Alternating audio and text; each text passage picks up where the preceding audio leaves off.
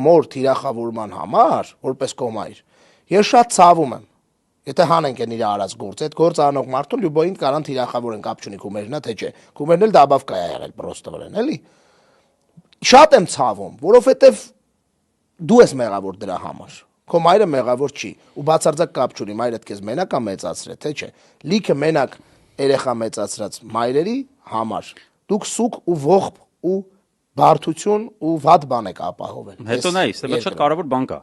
Այն որ քո հերը քեզ թողել է, դրանում մենք կամ հանրությունը մեղավոր չի։ Չեն, այդտեղ կամ ասենք դու ես փոքրուց նենց վարքագիծ ունեցել, որ այդ մարդը որոշලා թողի գնա, կամ ռուս կինա մի հատ մեղավոր, որ իրան կարացել է այդտեղ գայթակղի։